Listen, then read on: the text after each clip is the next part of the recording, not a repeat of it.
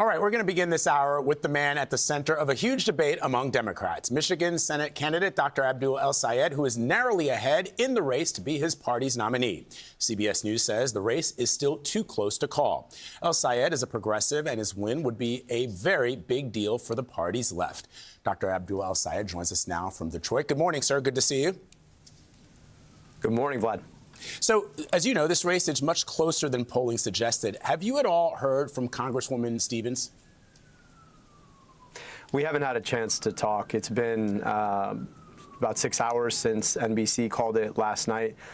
We've got to bring the party together, and I know both she and I are committed to doing that. We've only got 13 weeks to beat a guy who has no business being in the U.S. Senate, and so I'm looking forward to that conversation, grateful for the hard-fought race that we had, and the things that united us and the things that unify us are so much bigger than any of the things that divided us. So let's talk about that unity. What do you think you need to do to sway Haley Stevens supporters over to your side?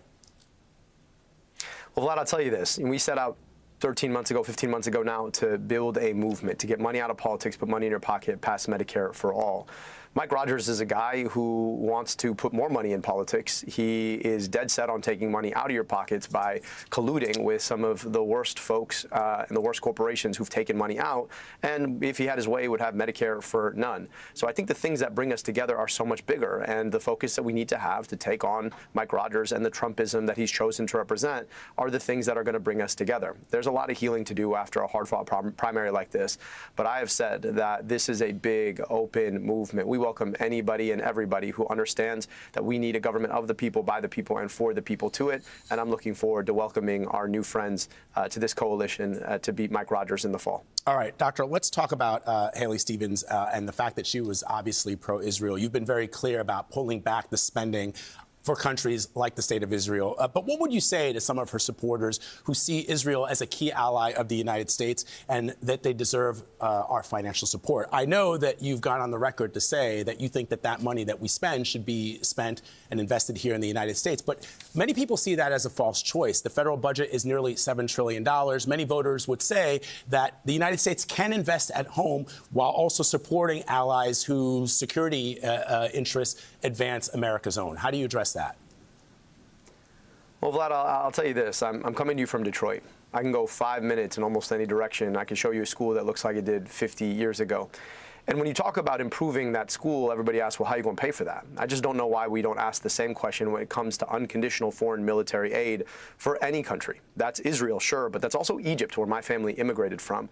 That's also Pakistan and Saudi Arabia and Qatar, all countries that we send unconditional foreign military aid. And I don't know about you or the viewers, but I don't pay my taxes thinking, man, I can't wait for another country to get a bomb or a tank. But what kind of message does that send, Doctor? If they improve that school. What kind of message does that send to our allies and our adversaries that the United States would not be willing to support a key ally in global strategy?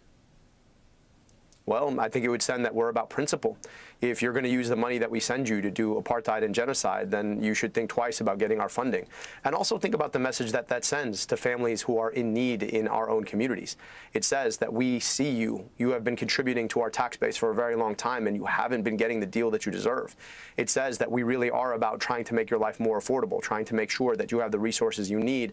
And it says that we believe you have the right to your tax dollars.